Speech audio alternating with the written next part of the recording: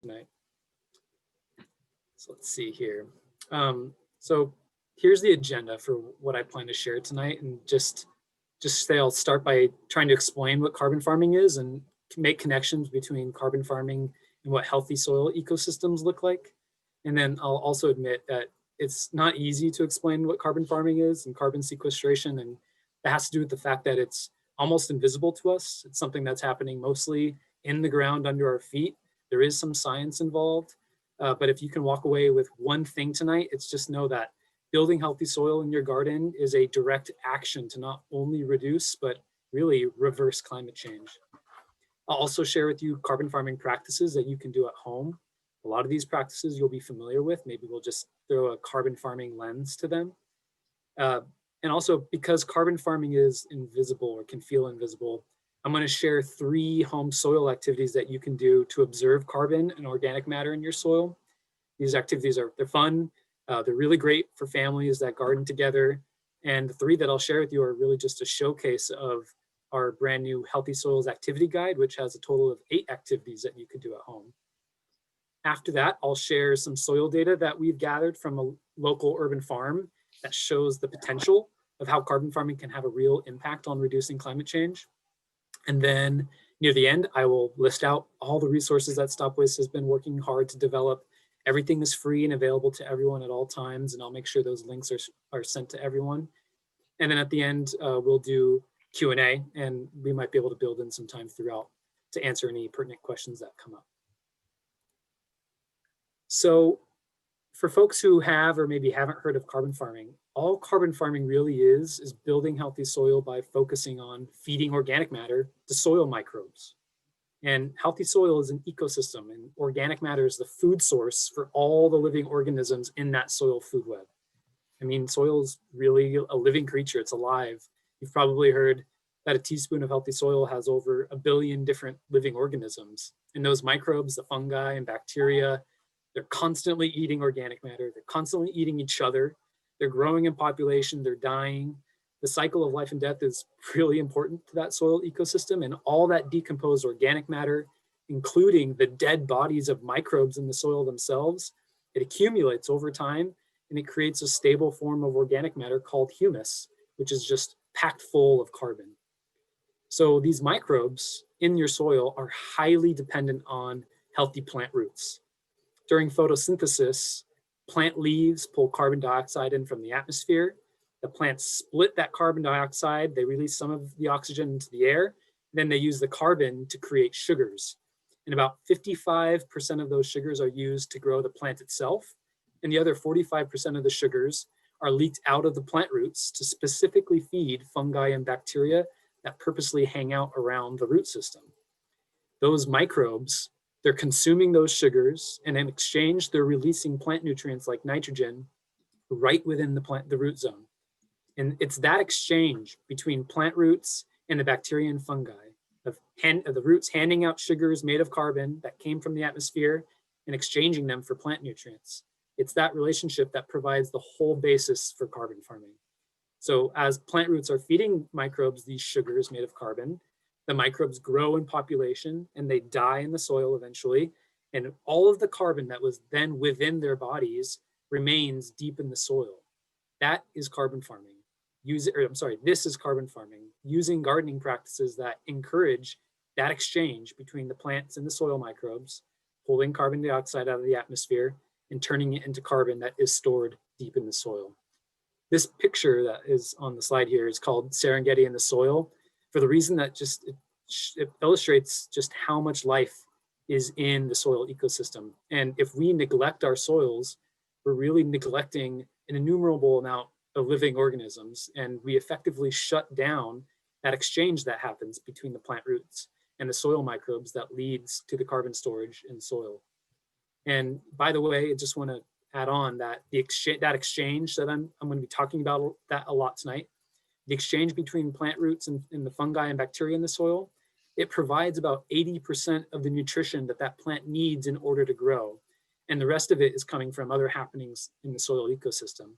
So just contrast that. If you believe that, most of your plants are getting their nutrition from external sources like nitrogen fertilizers, think again, because that's not true. This diagram right here illustrates exactly what I just described. Plants taking in carbon dioxide during photosynthesis, releasing about 45% of that carbon out of the roots to feed the soil microbes. The scientific word for those sugars that are leaking out of the plant roots is called exudates. And it's these exudates of carbon-rich sugars that are capable of turning soils into huge carbon sinks, or places on the earth that stores carbon for between hundreds to thousands of years. And that can include right in your backyard or front yard garden. All root exudates that plants make are made from carbon dioxide pulled from the atmosphere, which is the major greenhouse gas that contributes to climate change. And so that makes plants and healthy soil a really powerful tool to draw down the amount of carbon dioxide that's currently in the atmosphere, causing climate change, which means that proper gardening is actively fighting against climate change. Another way of defining carbon farming is a set of practices that help maximize the amount of carbon that enters your soil and minimize the amount of carbon that leaves your soil. And generally, those practices include applying compost and mulch, minimizing bare soil and maximizing soil cover, maximizing living roots, minimizing soil disturbance, maximizing biodiversity, and avoiding all the synthetics. And throughout tonight, I'm gonna help translate those into actual practices for home gardeners in a second. I can't see if folks have asked questions yet, but if now might be a good time to try to answer any questions about carbon farming in general if they popped up. The one question that we have, Trevor, is somebody wanted to know, is it true that nutrients cannot be utilized without microbial activity, without going through microbial activity? So microbes are really important in the sense that they are actively breaking down organic materials in the soil and converting them into plant available forms. And so I will talk a little bit later about what happens when you apply a synthetic fertilizer that has an inorganic nitrogen, and how sometimes it can completely miss the plant root. And it has to do with the fact that microbes aren't really too involved in delivering that nutrient to the plant. So I don't know if it's 100% yes that they absolutely need the microbes, but like I said, 80% of all the nutrition that the plants are getting are coming from that plant root soil microbe relationship. So the answer is mostly. Thank you, Trevor. I think that was all the questions we have at this point. Okay. So there's a ton of carbon farming practices. This is the list that I believe makes the most sense for home gardeners. And so I'm going to be going through each one tonight. The first one is making and using compost. So making, using, and compost is probably the most practical and impactful practice that you can use. Most of the research has seen the biggest impact with using compost. And the reason for that is compost directly feeds the soil ecosystem and all the microbes that are in partnership with your plant roots. And so if you think about backyard composting, your job as a composter is building a pile and creating an ideal environment for the microbes that decompose plants and food scraps. A finished pile of compost is full of beneficial microbes, and so it's a really effective practice because you're essentially handing over food for the microbes as well as a bunch of microbes themselves to your soil. You can imagine the benefit of using compost on an unhealthy soil that has very low organic matter or maybe has a very inactive soil ecosystem. Compost can quickly rejuvenate unhealthy soils because they are providing these well-fed microbes to activate the soil ecosystem. And compost also helps retain soil moisture. It improves the structure of soil. It makes your soil act more like a sponge. All of this helps as well with carbon farming. The picture on the left shows handfuls of homemade compost or backyard compost on the left versus commercially made compost on the right. We always say there's no better compost than what you can make at home. And the photo on the right shows a typical bin system for home composting.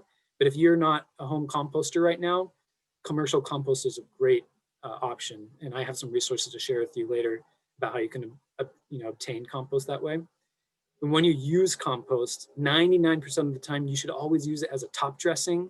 That means spreading an inch or two of compost on top of your soil and around your plants. It can be used to cover bare soil, sort of like a mulch. I do not recommend digging in or tilling in your compost. There's really no need to disturb your soil, and we'll talk about why later. Uh, the compost, if on top of your soil, it will naturally sink into your soil with every watering, and organisms like worms will naturally incorporate the compost into the soil for you in a way that improves your soil structure rather than disturbs it. Worm castings are a really special form of compost. And actually, I actually hesitate to use the term compost because regular compost and worm castings are very different. Worm castings are made in a worm composting system, like the worm bin in the photo on the right. And because of the really unique digestive system of the worms, worm castings are much more nutrient dense than regular compost. So while regular compost tends to have a ratio of about 1 part nitrogen, 1 part phosphorus, 1 part potassium, which means it's pretty even, worm castings are closer to an 8-5-3 ratio, which means that they're really high in nitrogen especially. So worm castings, they should be used more sparingly than regular compost, treat them more like an organic fertilizer. You can top dress with worm castings. They can be really sticky. You can see in this picture on the right, that's a big harvest of worm castings. So a technique taught to me by my colleague Lori Caldwell is to use worm castings, take a big handful of them, place them in an old colander that you don't use for cooking anymore, place the colander over a 5-gallon bucket, and then water the castings so that they break up in the water and dilute. And when you stir the water in the bucket, you want the water to be color of about a weak tea. And then you can water your plants with that water, and it evenly distributes the castings over your soil around the plant. This is not quite the same process as making a worm tea, which does require some other steps. Worm castings play a really similar role as compost for supporting carbon farming, with the big kind of extra kicker is that for the fact that worm castings have so much nitrogen. A healthy soil has to have a balanced ratio of carbon to nitrogen. So when you're doing carbon farming practices, you can expect the amount of carbon in your soil to increase. And when that happens, the soil ecosystem, both the microbes, the plants, they begin looking for more nitrogen. And so there's a lot of ways that both the ecosystem itself might provide some of that nitrogen, but as a gardener, you can provide that nitrogen as well through worm castings as a really effective way to do that. And by the way, if you're really interested or want to learn more how to compost, both regular and worm composting, StopWaste has tons of resources to help you do that, and I'm happy to share those if folks are interested. So in one of the earlier slides, I mentioned an important practice is to minimize bare soil and maximize soil cover. The reason for that is bare soil is unprotected soil, and unprotected soil loses moisture, loses organic matter, and thus loses carbon much more rapidly than we would want. It's also at risk of disturbance from rain and watering, can lead to erosion and stress to the structure of the soil. Soil should always be covered. It could be with a compost, like a top dressing. It could be with living plants. So think of ground covers and shrubs or even really large perennials. And in those spaces where there aren't plants growing, it should be covered with mulch. And whether it's a natural mulch like fallen leaves or twigs, or a recycled mulch like tree trimmings from an arborist, what mulch is doing is it's protecting the soil, it's increasing the moisture retention by providing shade and protecting from wind, and it also provides habitat for beneficial fungi, bacteria, and invertebrates that like to hang out just underneath the mulch zone. When you're using mulch, it's really important to remember that mulch does decompose over time. You can do like a quick finger check just to check to see how deep your mulch layer is, to see how soon you'll need to reapply. Ideally, you should have about at least 2 to 3 inches of mulch covering your soil at all times. If you have an unplanted part of your garden that you haven't quite gotten to yet, you can have a thicker layer, like 5 inches or so. I do want to add, and this is in part from learning from other folks, I will advocate that some parts of your garden should have bare soil, and that's to provide habitat for the native burrowing bees. Definitely encourage you to do some research first to figure out if there's parts of your garden that make ideal habitats for native bees first before you start bearing parts of your soil. The photos in the slide here on the left, that shows a bulk mulch delivery, which you can often get for free from local arborists. If you're wondering how to obtain compost and mulch in bulk, we have a resource called Lawn to Garden, which is Um, it's a standalone sheet mulching resource. I'll talk about sheet mulching in a second, but it also has a vendor marketplace where you can find local vendors that sell compost, mulch, and other landscape materials in bulk. And that list includes arborists that give free tree trimmings. Definitely recognize arbor mulch as one of the best types of mulches because it has the wood fiber, which is high in carbon, and it has lots of leaves, which can be high in nitrogen. So it's a good balance. And just know that when you get drop offs from arborists, they can be quite big. So you should definitely talk to your neighbors and get a bunch of neighbors involved in sharing the wealth and sharing the mulch when it arrives. A fun check, if you're ever in your garden, I really encourage you to look underneath your mulch layer, especially in moister parts of your garden. If you ever see this web-like stringy white substance that is growing sort of in the shape of a root system, that's a really great sign. That's fungal mycelium that's beginning to extend throughout your garden. Fungal mycelium plays an important role in that nutrient exchange with plant roots, and they actually have the capacity to transport nutrients across the mycelium from different parts of the garden, which is really important in carbon farming. So if you see mycelium, don't, if you're unfamiliar with it, don't be worried about it. It's a great sign for carbon farming. And if your soil is left bare, if you don't have cover, just know it's really difficult for mycelium to thrive in that environment. So always make sure your soil is covered. In the case that you want to expand your garden, maybe you have some bare soil that you want to expand or garden into. Maybe you have an old lawn that you want to convert into a garden. Sheet mulching is a really useful technique. It uses compost and mulch as well as an organic weed barrier material like cardboard. Sheet mulching is very similar to lasagna style gardening. You can do it right on top of your soil or your lawn or even over weeds. What you do is you add a layer of cardboard, half-inch or 1.5-inch layer of compost on top of that, and then a 3-inch layer of mulch on top of that. And what happens is the cardboard smothers the grass and the weeds, allows it to decompose, and adds nitrogen to the soil. The cardboard and compost itself all decompose over time and feed the soil microbes. And then the mulch protects the whole process. It keeps the soil moist, accelerates decomposition, and you can plant right into sheet mulch. And the soil building that will result from sheet mulching, it's an ideal soil for carbon farming, really high in organic matter. The picture on the left shows our kind of basic recipe, and you can see how it's happening on top of the lawn. And then the photo on the right shows a before and after image from a home that converted a lawn out in Livermore using sheet mulching. And I mentioned the lawn to garden resource on the last slide. That resource also has a calculator, a materials calculator. If you want to do a project like this and you're wondering how much compost, how much mulch that you need, it has this calculator where all you have to do is plug in your square footage, and it'll help you calculate all the materials that you need. Another really important carbon farming practice is maximizing the living roots in your soil ecosystem. That's because plant roots, they are the pathway that takes carbon from the atmosphere and puts it in the soil. And the more roots that you have, then the deeper they go in your soil profile, the more carbon and the deeper that it's going to be deposited. And so that's why perennials are really important. The picture on the right shows the huge contrast between root systems of a perennial grass versus an annual grass. You can guess which grass is the perennial versus the annual. If you grow food in your garden, I really highly or hope that you can consider growing perennial crops.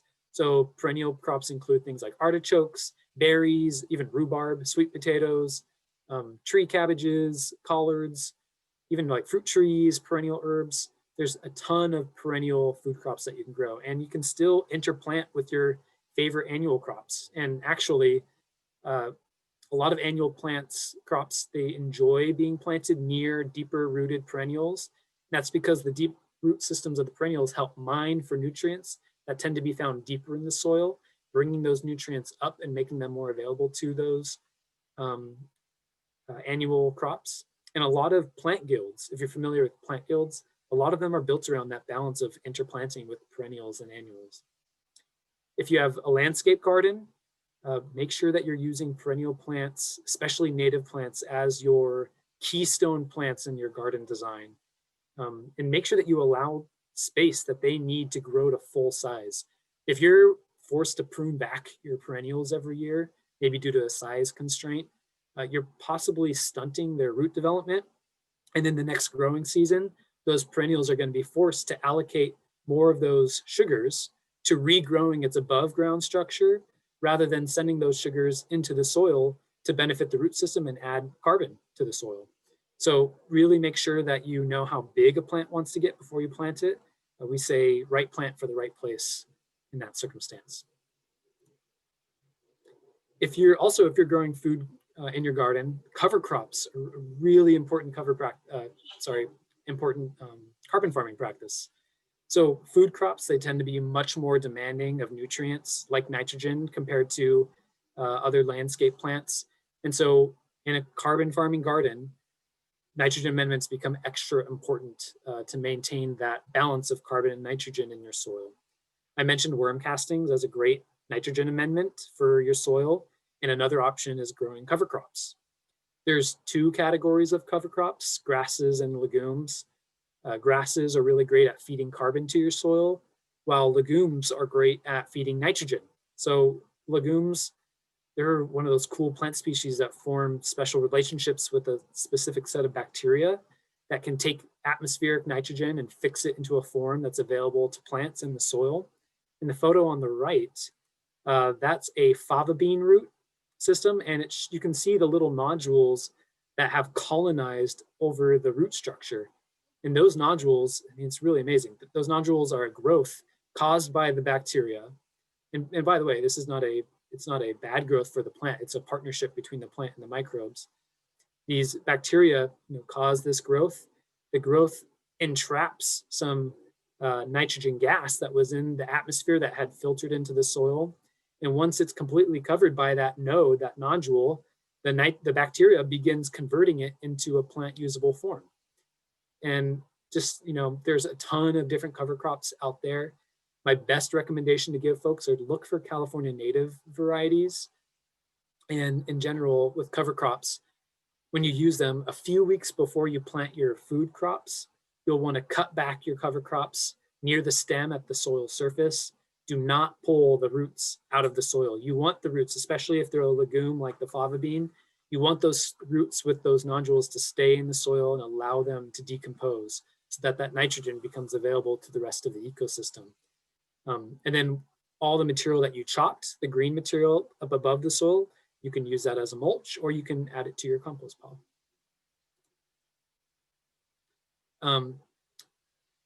One more thing about the cover crops is StopWaste is trying to develop a resource for cover crops. If you're looking for resources around cover crops, the NRCS in California has a really great resource, and if folks are interested, I'm happy to pass that along. So just like legume cover crops, they partner with that one set of nitrogen fixing bacteria. The same can be said about all different plant species. All plant species tend to attract and host a certain set of soil microbes around the root zone. So imagine if you plant a monoculture with just one plant type, what you're doing is you're allowing just a small fraction of the microbes in your soil to grow. So by planting a diversity of plant species, you're growing a diversity of soil microbes in your soil. And the ecosystem, when it has lots of diversity, there's a better balancing of pests and predators. And many of those beneficials that work in partnership with your plant roots, they protect your plants and the root systems from potential pathogens. I think there still might be folks that tend to be nervous about trusting bacteria and fungi in the garden. And just remember, if it wasn't, this relationship between fungi, bacteria, and exchanging with the plant roots, that is an exchange that is beneficial to both organisms. So if it wasn't beneficial to the plants would die. But it is a beneficial and a relationship that helps each other out. So about 95, what we say is 95% of the organisms in your soil are beneficial to your plants. And that 5% that, might take an opportunity to attack your plants, you can tend to rely on predators that you've attracted to your soil to help keep those in control. The same could be said above ground. So the diversity of plants are attracting a diversity of pollinators and other beneficial insects. that are protecting your plants above ground. The common example is attracting ladybugs so that they can help control aphids. And just remember, seeing a couple pest insects in your garden is not a cause for concern. Driving out all the pests in your garden, maybe by using pesticides, all that does is causes the beneficials to leave your garden and search for food. Um, and maybe if you use the pesticide, maybe they were poisoned alongside the pests, especially with those broad range pesticides. So pests really only become a pest when they're really invading or they're multiplying at a really high rate. So just remember to love your bugs and plant a diversity of plants to attract that diversity of bugs. So especially at the home garden level, in my opinion, there's not a lot of justification for using synthetic fertilizers, pesticides, and herbicides. And this kind of gets to the question that was asked earlier. Synthetic fertilizers that are putting inorganic nitrogens into the soil, most of that inorganic nitrogen ends up completely missing your plant roots. So they'll get, when you water your soil, those nitrogen sources will dissolve into the water and they'll soak into the soil. If they're lucky and they brush up next to a plant root, they might get taken up and used. But studies have been finding that over 50% of fertilizers simply leach out of the soil, are not taken up by plant roots, and it goes on to pollute the watershed, and in our case, the bay. So the other thing that fertilizers can do, which is an issue for carbon farming, is that they can overstimulate certain microbes in the soil. And in that excess activity, microbes begin rapidly consuming carbon in the soil, and then they breathe it out or release it into the carbon or into the atmosphere as carbon dioxide. So that's a case where you're losing the carbon that you've been working really hard to get to.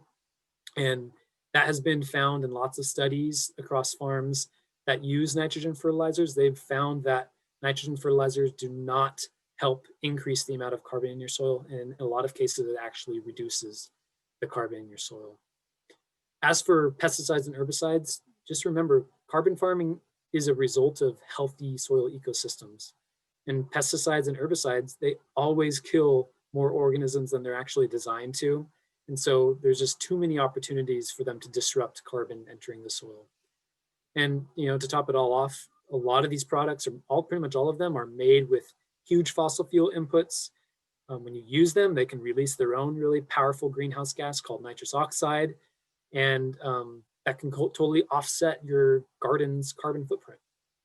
The picture in the slide, I put it in there as kind of a trick, because this gardener, Alma, this is at the Mills College Community Farm. She's not actually spraying a pesticide. She's using the foliar sprayer to deliver compost tea to that row of crops there. So if you can replace all of your synthetics with using compost, as well as planting a diverse plant palette, I promise that you'll see better results and your soil will begin storing much more carbon in the process. The last practice that I'm going to go over tonight is no-till. I feel like no-till has been getting a lot of attention lately, which is a really positive thing. No-till contrasts with all types of tilling. That includes rototilling, double digging, or any soil disturbing bed prep that could include breaking up dirt clods before planting. I feel like breaking up dirt clods is a really popular tip to give new gardeners when they're planting veggies. We want to counter that. So soil microbes that are important for carbon farming, they really want stable soil structures.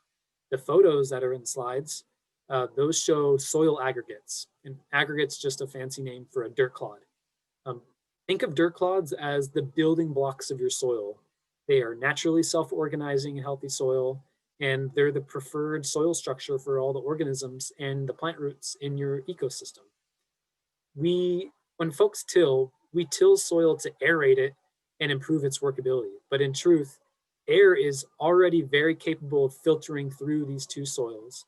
And as you can see, plant roots have no problem growing through them at all. So, and also it may not look like it, but these dirt clods are full of tiny air pockets and pores that make up almost half its volume.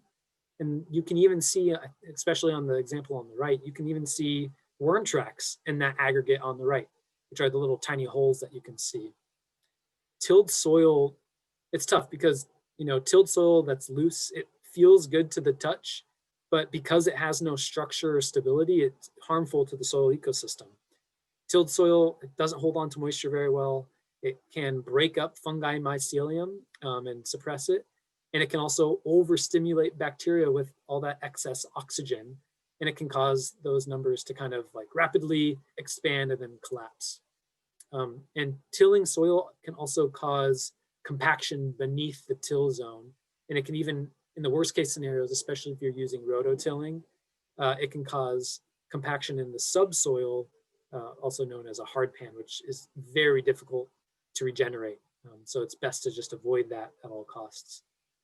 In general, we want our soil to be chunky, kind of like a piece of chocolate cake.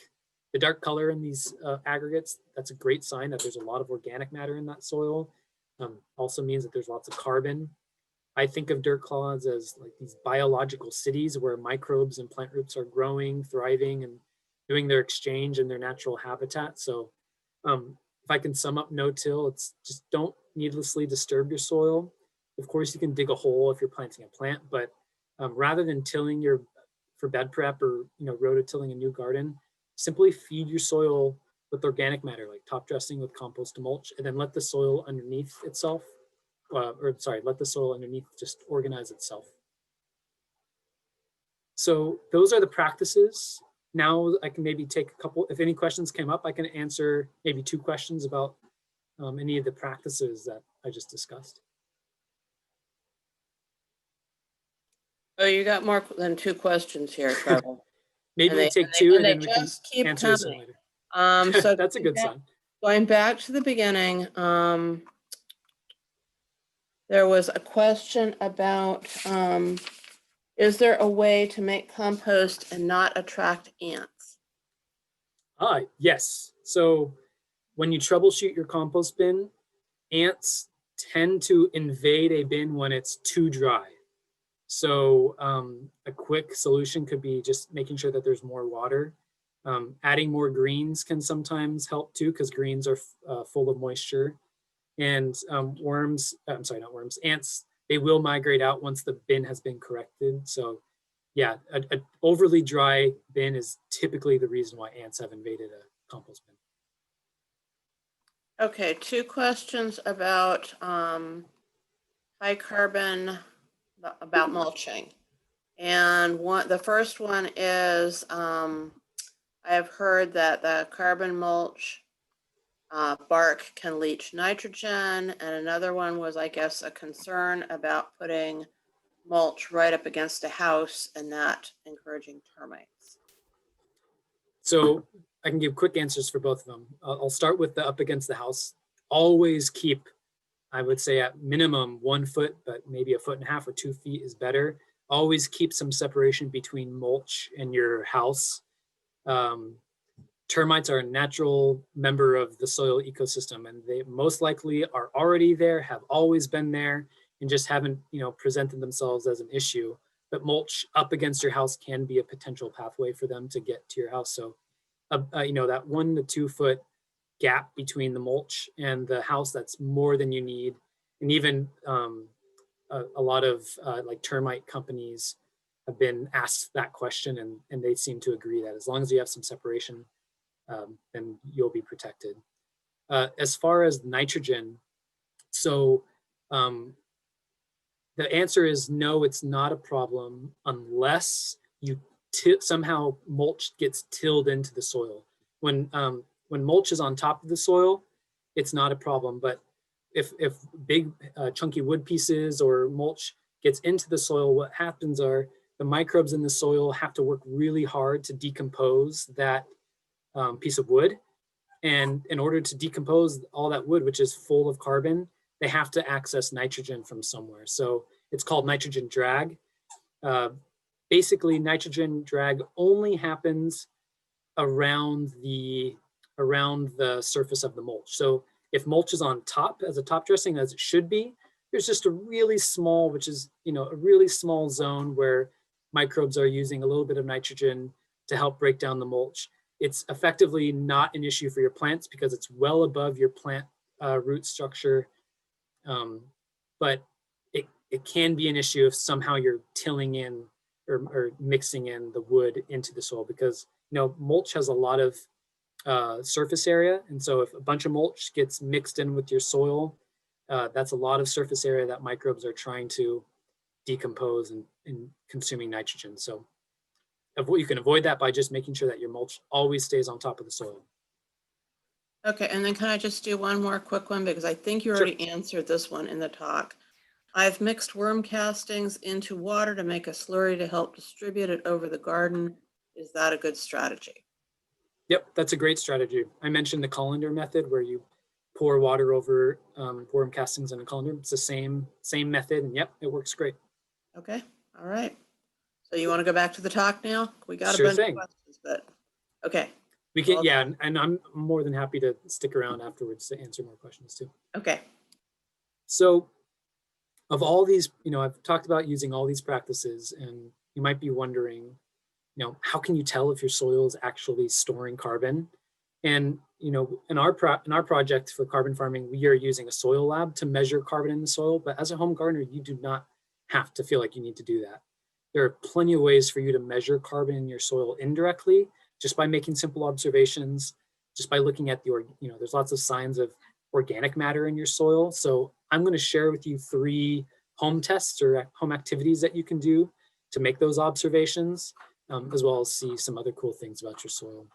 And these 3 activities I'm showing, like I said, they're a showcase of our brand new Healthy Soils activity guide, which has 8 total home soil activities that you can do. It's free for anyone to download and to use, explore. Because it's new and put a lot of work into it, we would love feedback even, or especially families that are gardening with their kids. A lot of them are really kid friendly. So I hope folks make use of this resource. The first activity is called the nitty gritty, and you might have seen this before. It's a really great way to view your soil type, which is the amount of sand, silt, and clay in your soil, but it also does show you parts of the organic matter in your soil. I'm going to be giving my voice a break. I'm going to play a short video that explains how the nitty gritty works. Then I'll kind of talk a bit more afterwards. Let's see. So give me a ping if it's not working for folks.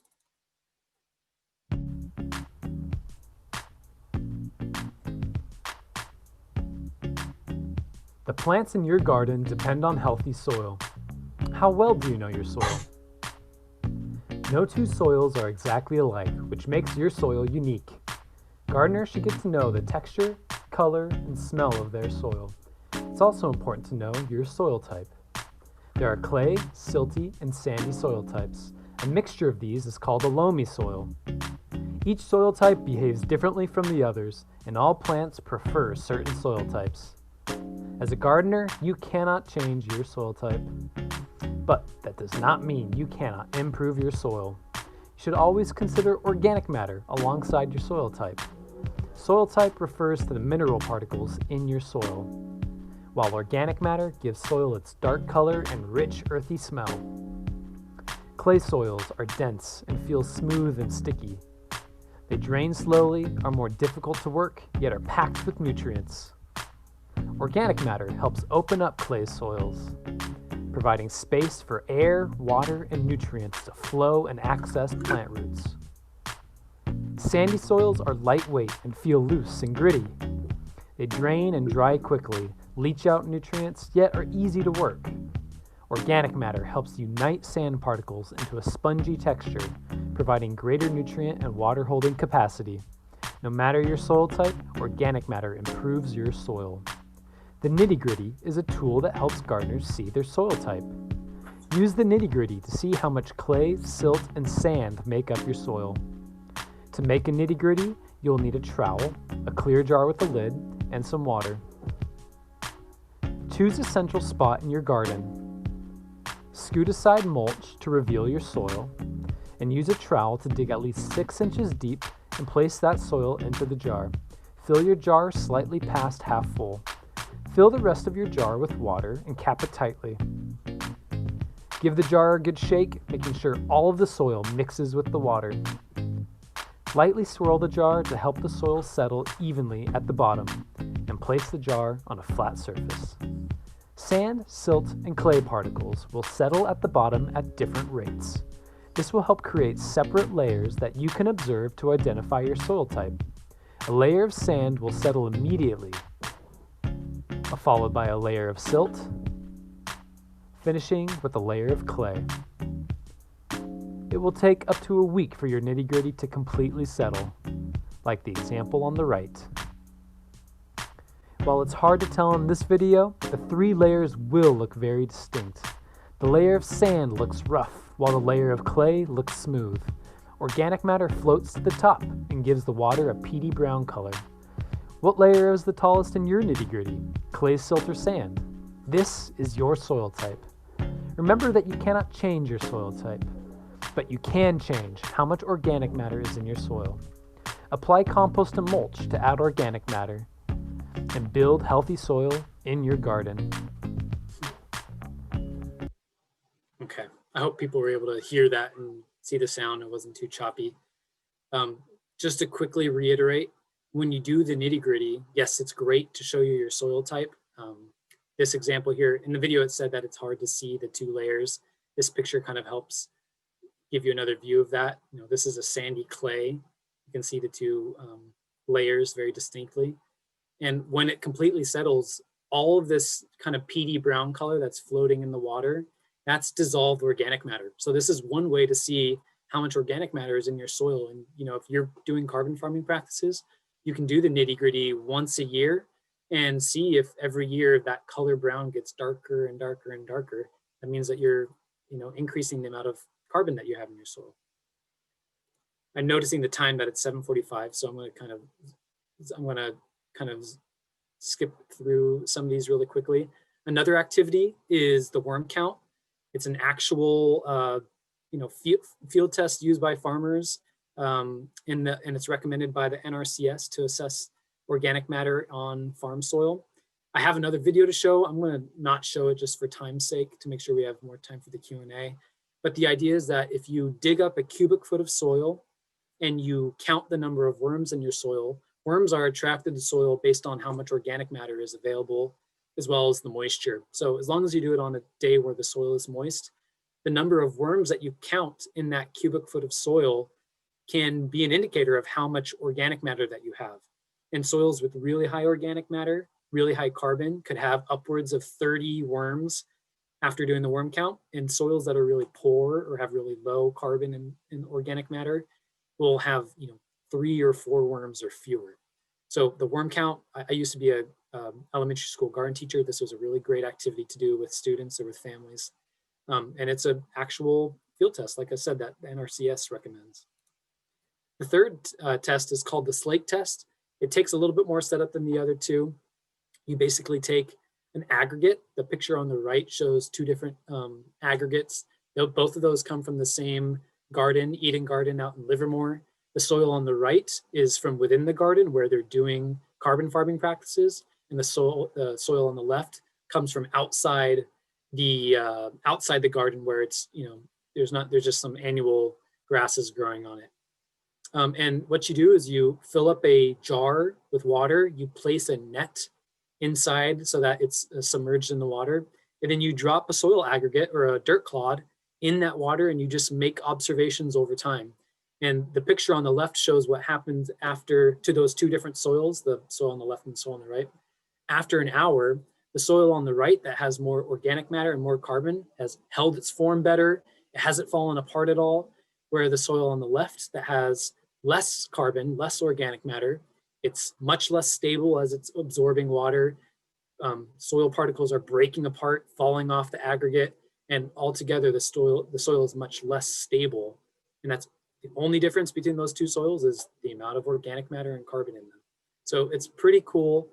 The Healthy Soils Activity Guide that I mentioned has step-by-step instructions on how to do all these, as well as some background on how to interpret the results.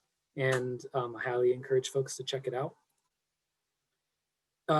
As I mentioned, StopWaste does do soil testing at some partnered urban farms that we work with in the county.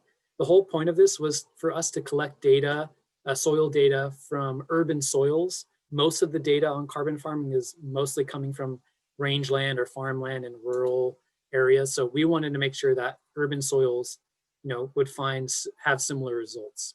The labs that we're sending these soil samples to, unfortunately, have been closed partially during COVID. So instead of having data for all of these farms to show with you tonight, I have just 2 years of data from one farm called Fremont Leaf. These are some pictures of us taking soil samples from Fremont Leaf. I'm happy to, if folks are really interested in this, I'm happy to say more about it. Now, what we found at Fremont Leaf, and I will say Fremont Leaf is a carbon farming model. They do every single practice to the nth degree. They do even more than what I've shared with you tonight. And we tested the soil in 2018 and 2020. And the picture on the left shows the 3 different depths that we sampled soil at. And the picture on the right shows the increase of the percentage of carbon in the soil at each of those 3 depths. And as you can see from 2018 to 2020, at every level, every depth of the soil, the percentage of carbon increased. And that's especially the case in the 2 deeper layers of the soil. That's exactly what you want to see in carbon farming. That means that new carbon is entering the soil, and most of that is coming through that plant root soil microbe exchange that I've been talking about.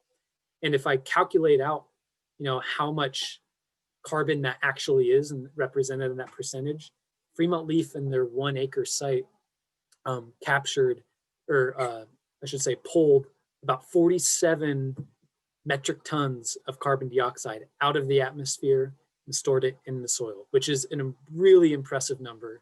It is a slightly bigger number than what other projects research has been finding, but just based on how many carbon farming practices and how meticulous they are about them, I believe it's an accurate sample. But once we have the rest of the data from the other farms, it'll be exciting to share that with folks and just see what it looks like across urban farms and urban soils in Alameda County. I did a little thought experiment, and so I was thinking about Alameda itself, and I made a couple of assumptions to try to kind of extrapolate what that could mean if the city of Alameda did carbon farming. So I took 35% of the land on Alameda, and I'm making this assumption that about 35% of land in Alameda is land available for carbon farming. So it's a landscape, or maybe it's parks, or maybe it's backyards or front yards or lawns or grasses, but it's not things like buildings or streets or things that, we can't do carbon farming on. And if we took the same data from Fremont Leaf and applied it to that land, which turns out to be about 2,300 acres, that means that Alameda, if I calculated it out, Alameda, if all that land was doing carbon farming, could store up to 111,000 metric tons of carbon dioxide in the soil per year. And that's the equivalent of removing up to 24,000 cars worth of emissions every year. And that's just the city of Alameda. If we can imagine, what if this expanded out and more communities across the state of California were doing carbon farming? There's huge potential in this. Now, granted, not all that land in Alameda is going to be carbon farmed the same way that Fremont Leaf would be doing it, but there is potential, and it comes with all the added benefits of healthier soil in our parks, healthier soil for our trees and shrubs, and healthier soil for growing food. For folks interested, there is action happening in Alameda. Alameda has been updating its climate action plan, or its climate action and resilience plan, and the city has included carbon farming as an action item in that plan. The Alameda Master Street Tree Plan update, which is, I believe, going to be happening sometime at the end of this year, they're looking to include compost application in tree wells to both improve the health of the trees, but also to help that soil become a carbon sink for carbon farming. And the other thing that folks might be interested in to learn is there's a bill that was passed called SB 1383, the short-lived climate pollutant strategy. And one part of that bill is going to require cities like Alameda to procure or to obtain compost and mulch. And we have a calculator at StopWaste to help us figure out how much cities will have to obtain. And this starts in January 2022. Alameda, based on the current regulations, will be required to procure up to 9,000 cubic yards of compost per year. And that sounds like a lot of compost, but it's really not. That's only enough compost to spread over 1 inch over 26 acres. And back in my assumption making, if we have over 2,000 acres available for carbon farming, it's a great start. It's a great opportunity to use that compost for carbon farming projects across the city. And cities will have to be creative in how they use that compost. So this is not official at all, but it might be that cities like Alameda, restart programs like compost give back programs where residents can have access to some of that compost. So these are the resources that I've been mentioning throughout. The Healthy Soils Activity Guide is a resource that has all those soil health activities that I've been mentioning. We also have resources that help with compost, that's tools for building healthy soil. If you need help with garden maintenance and upkeeping your garden, that's the Now That Your Lawn Is Gone brochure. And we also have the Bay Friendly Gardening Guide, which is sort of a manuscript of sustainable gardening. It's a really valuable resource. All four of those things can be found as downloadable PDFs for free at our website, www.stopwaste.org/gardening. Lawn2garden.org, that's that sheet mulching resource that I mentioned. It also has the vendor marketplace for you to find bulk materials vendors, including arbor mulch suppliers. And it also has that calculator that helps you calculate how much materials that you need if you're going to do a sheet mulching project. We also help moderate a Facebook group called East Bay Garden Friends, and you can just search it on Facebook if you're on Facebook. Myself, Lori Caldwell, and Jeannie Pham, and other Stop Waste folks, we moderate it. It's a great place to ask questions or show pictures of your garden and just be in conversation with folks. It's a very active group. And then we have a webinar that's coming up on Thursday, November 19th. We are screening Symphony of the Soil. It's the same film that we screened with Alameda Backyard Growers back in January. If you weren't able to show up or be there in January, this is a great opportunity for you to see the film. It's very connected to all the principles of carbon farming. And also be aware that in the winter, we usually host a worm composting workshop, and that's TBD. So that's my presentation. I realize it's already almost 8 o'clock, so I probably went over a little bit. I apologize for that. Once again, our website is stopwaste.org/gardening. My email right there is tprobert@stopwaste.org. I'm always more than happy to talk with folks and listen and learn from you. So thank you very much. And I'm happy to stick around and answer questions for as long as I can. Thank you so much, Trevor. We really appreciate it. And do you maybe want to go back to the last screen? Yeah. Go back a slide and maybe to your resources slide. It's a great idea. Yeah, and that way we can just have that up for people while I go through the questions. Sure. I've now lost the chat. Okay, so getting on to the questions, because we had a bunch of them. Some of them were out. There's a lot of comments about chickens and where to get chicks. So I'm gonna skip that part. But there are some questions about hugelkultur. I think there were like 2 of them. And that is the practice of adding large logs underneath the ground. And people are saying, is that going to require additional nitrogen? Which I would assume that it would. That's a good question. I've done a hugelkultur before. I've actually done one I had a big metal, it's pretty much like a feed trough, but I converted it to a raised bed. And I had some big oak branches that I used, and I put them in the bottom of the bed just to kind of fill up space. I didn't want to fill it up with soil, and I had a lot of success with that. Hugelkulturs, they follow the same issues that mulch can have. If mulch makes its way into the soil, it can cause nitrogen drag. The difference between hugelkulturs, I guess what I should say is be careful about the wood that you're using in your hugelkultur. A hugelkultur that is using really big logs, that's great because it minimizes the surface area that wood is touching soil, and so that minimizes the amount of nitrogen drag. If you're using, like, let's say you wanted to build a hugelkultur out of mulch, out of a bunch of tree trimmings, Some plants might be okay in that environment, but for the most part, there is going to be a lot of nitrogen drag in that hugelkultur.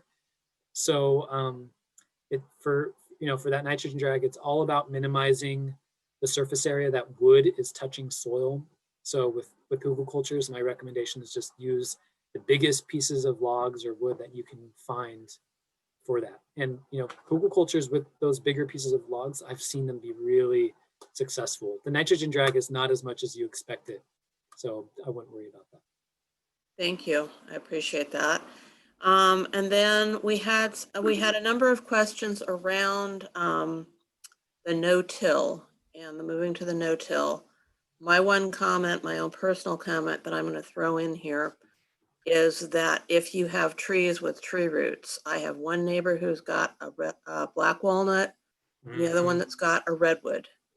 And in my vegetable garden, I just pulled out in a small bed an enormous clot of roots. And I do this 3 times a year every time I plant. So no-till is not going to be a possibility there unless you want to give all your water to the neighboring trees. But people were asking about clay soil, and is there a way to do a no-till with like a hard clay soil? So the first question about the tree roots, yeah, if you're gardening around redwood trees and black walnut especially, you especially want to stay away from, as much as you can, stay away from the leaf litter zone of the black walnut. Because black walnut leaves have that allelopathic material that can reduce plant growth. So, I mean, if possible, I would recommend gardening in a raised bed in those circumstances, but you do what you can. As for the, I'm sorry, can you remind me the second question? The second question was a couple of people were concerned that clay they've got soils. heavy clay soil, and if you do no-till, does it actually work its way down there? Does the organic matter actually work its way down there? It's a good question because so clay soils, they're naturally really dense. And the best way to open up clay soils is to increase the organic matter. And by using compost and mulch as a top dressing, it's a matter of patience.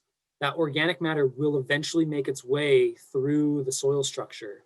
And some of it is coming from the compost and mulch on top of the soil, but it's also coming from plant roots that are in the soil. So in a heavy clay soil, what I would recommend, first of all, I would recommend do not rototill.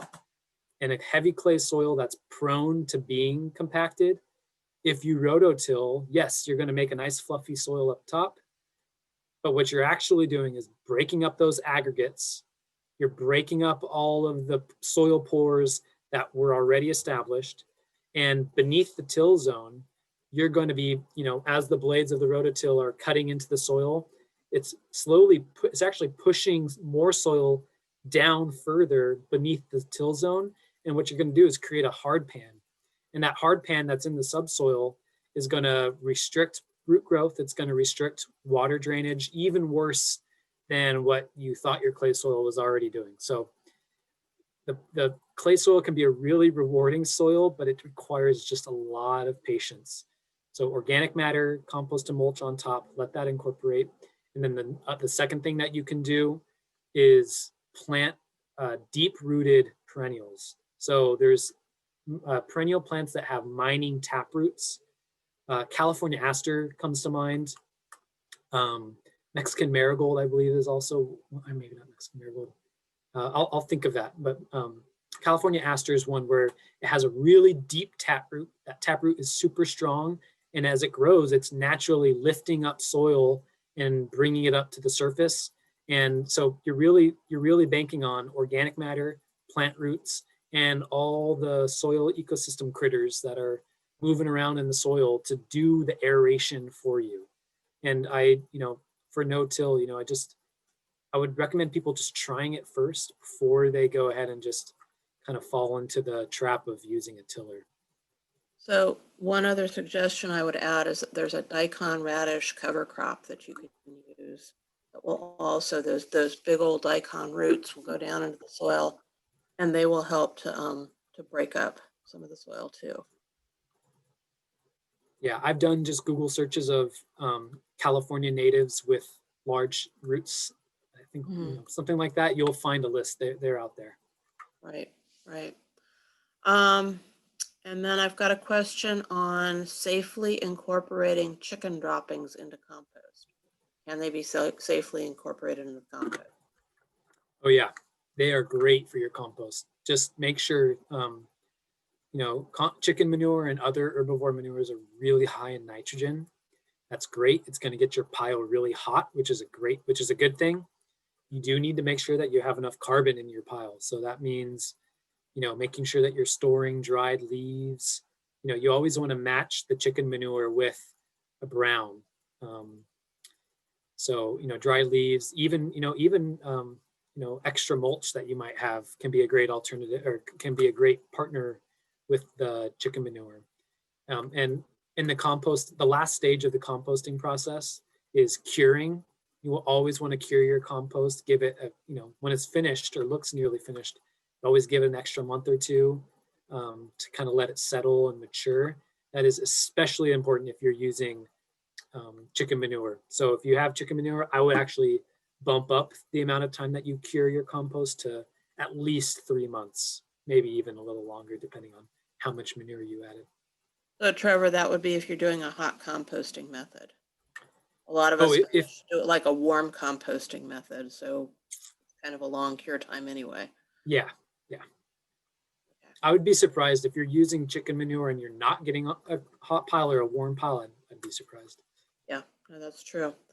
How do I increase worm count in my soil? Is it as simple as adding organic matter? It's as simple as that. It truly is. Compost is a great, quick method of bringing in more organic matter. Mulch is really important in just making sure. So the other thing so worms like organic matter, but they also need moisture. And it's actually, I was recently doing the research for this. Worms can travel upwards of 30 feet in the soil in a day. They are very mobile in the soil. So if your soil dries out, they will migrate out and find a, cooler, wetter soil elsewhere. So it's a matter of feeding your soil organic matter. And it's a matter of making sure that your soil remains moist. And it not necessarily means watering your soil more, but it means using mulch to make sure that the moisture that is in your soil stays there for longer. Um, and yeah, I think those are my two recommendations. I want to put in a plug for keeping your soil moist. I think it's really, really important. And as people are trying to save water, they are letting their soil dry out. Some people are putting astroturf on top of it. And every time you let your soil dry out, you're killing off all of your organisms, your microorganisms, and then they have to grow back again when the winter comes. So it's important to leave some moisture at least in your soil. And it's worth saying because I'm an Alameda resident, and I'm sure lots of folks on this call are too. We have the challenge of working with really sandy soil. The soil in front of my place that I garden in is 90% sand, 10% clay. So it dries out quick. So compost, I would recommend an inch of compost every year on most soils, but for sandy soils, you need to up the amount that you use. So, at least 2 inches of compost a year. More would be great, and definitely use mulch because that's for sandy soil, it's all about holding on to moisture as long as you can. Okay, next question. This one's quick. Is the other video, the one you didn't play, is that on the website? It is. It's also if you find the Healthy Soils Activity Guide, when you read the table of contents, it says all the activities in it. You find the activity that you want, and the video link is right there in the activity description. Right now, we only have 2 videos, the nitty gritty and the worm count. Currently, they've been COVID-19 projects of mine. So I'm currently working on the slake test video, and the goal will be to have a video for all 8 activities, but that might take a year or so. So it will be updated frequently with those added videos. And I also want to say, if folks go through the guide and see that there's an activity that's missing. If you know of an activity that should be included on there, I would love to talk with you, and maybe we can work together and add to it. Great. That sounds wonderful. Something to look forward to. Yeah. Next question. Does it still count as carbon farming if you did it in raised beds instead of in the ground? I definitely, absolutely. All soil is capable of holding on to carbon.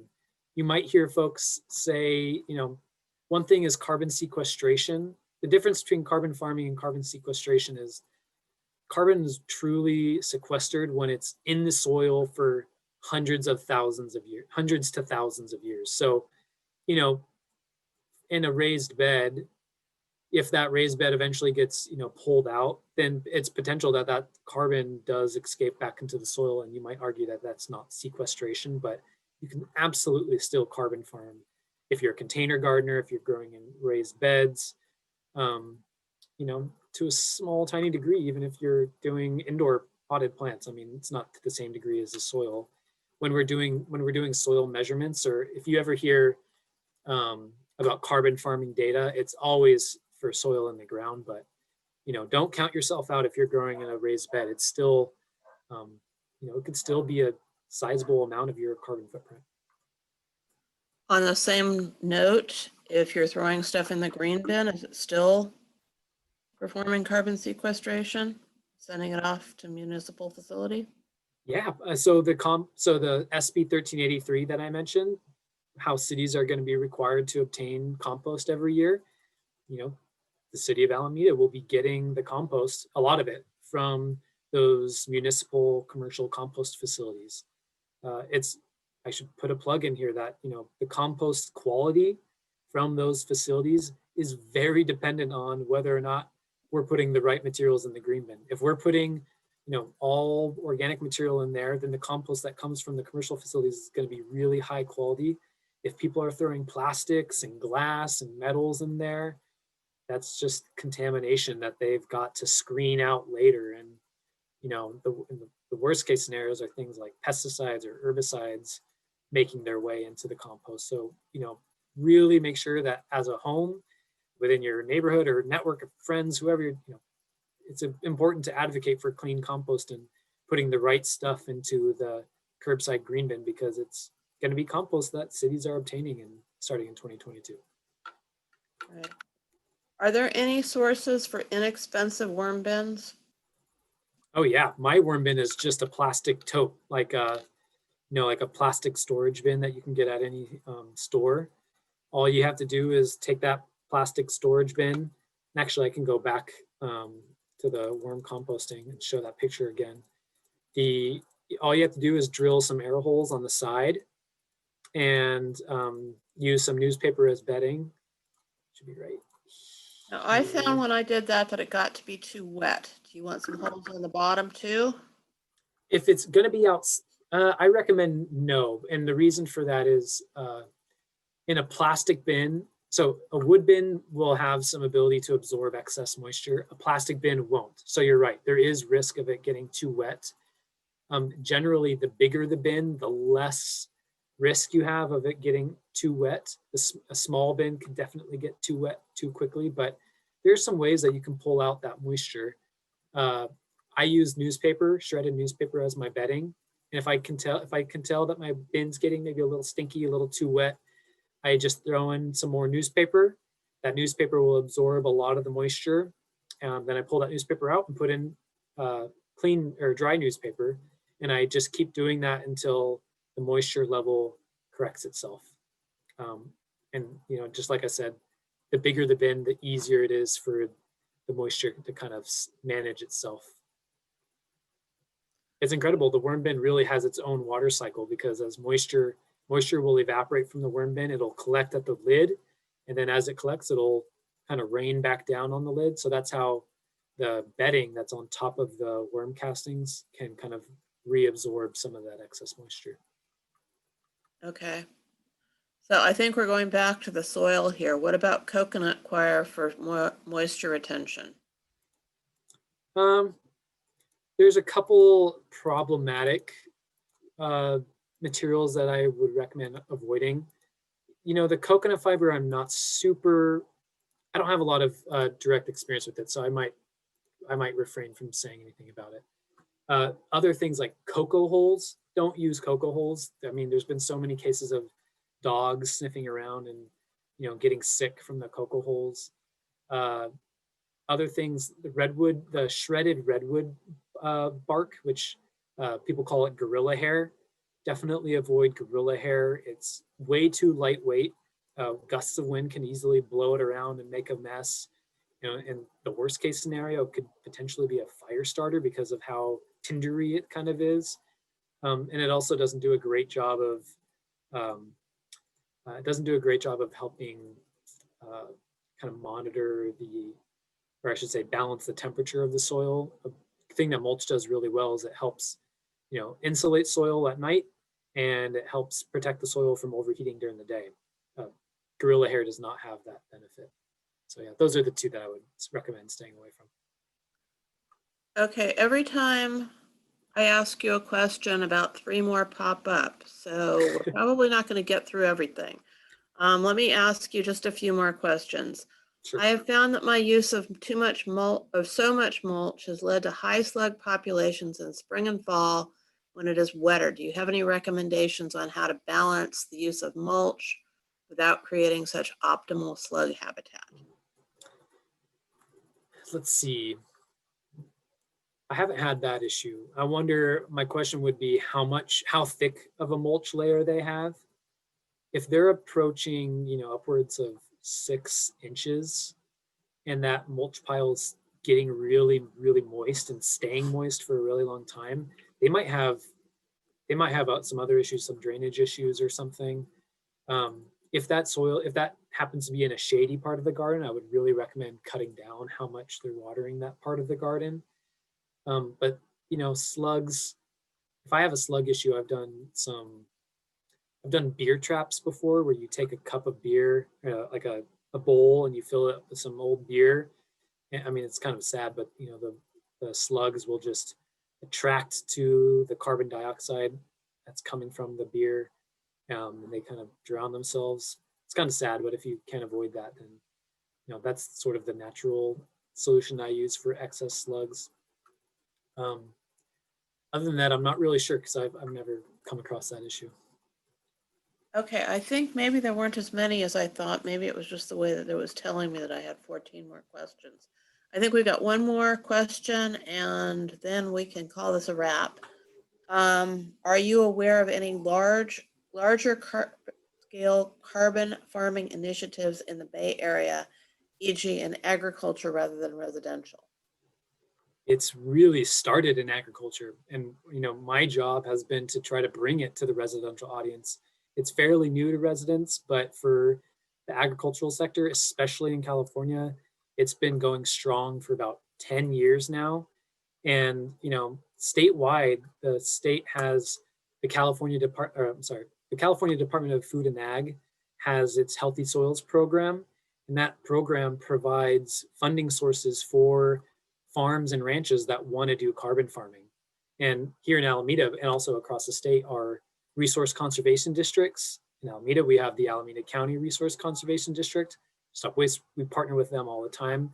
And one thing that they do for farms and ranches are they write carbon farming plans. And these are plans that sort of detail how the farms are going to adjust their practices to go to switch to carbon farming practices. Maybe they're switching from those conventional practices to carbon farming practices. And then some of them, those projects are required to do soil testing. So we are getting a ton of soil data from farms and ranches in California right now. The sort of model example is called the Marin Carbon Project. The Marin Carbon Project started in 2008, and their research ended, I think, in like 2013. If you've heard of John Wick, he's the landowner, and they partnered with UC Berkeley, Dr. Wendy Silver at UC Berkeley, and they did some really groundbreaking. It was kind of the first time that they purposely were doing soil testing in response to compost application and measuring the impact that had. There's a lot of potential. There's some numbers that came from the Marin Carbon Project.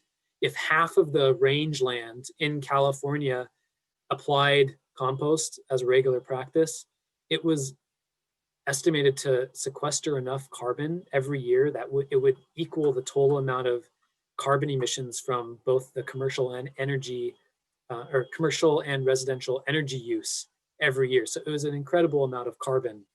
And yeah, those initiatives are growing by the day. I feel like I'm hearing about new groups talking about carbon farming all the time. It's really just breaking into the urban residential scene. So if you're really interested in those sort of ag-related projects, look up Carbon Cycle Institute. They're a nonprofit. They work closely with the resource conservation districts, and they kind of host a lot of the data that has been coming from those agricultural projects. Thank you so much, Trevor. We've gotten a lot of people who've said they've had to leave, and a lot of people have also said thank you and that this was a great presentation, and they really, really appreciated it. So It was great. It was just great. Thank you so much. I'm really glad. And I shared my email. If you ever have more questions, I'm pretty friendly. I'm more than happy to talk to folks. Thank you, thank you, thank you, Trevor. What a wonderful presentation. Thanks to all of you for joining us tonight through Alameda Backyard Growers. If you have more questions about this or want to see it again, Trevor has given us the PowerPoint presentation, which we will put up right away. And in a week or so, you'll be able to see the recording of this session as well. And so we're grateful for your time, your information, your help, Trevor. Very grateful. We also have Alameda Backyard Growers will have a plant swap coming up on Sunday, October 25th. It's going to be carefully distanced. And if you're interested in attending that, go to alamedabackyardgrowers.org, our website, and contact us, and we'll send you information about how to register for that. And you'll be given information about where it's located at 1 o'clock on Sunday. You can also sign up for our newsletter. Many of you probably heard about this presentation through the newsletter. If not, we'd love to have you get it once a month or so. We send out a ton of really helpful gardening information. And we have several programs that we put on throughout the year: Project Pick, Project Tree, a number of things, including these monthly presentations. So if you're inclined to donate to help us continue these programs, you can do that on our website as well. Thank you to everyone. We're very grateful that you joined us tonight, especially Trevor, and join us again the next time we have a presentation. Thank you all. Good night. Thanks very much, everyone. I appreciate it.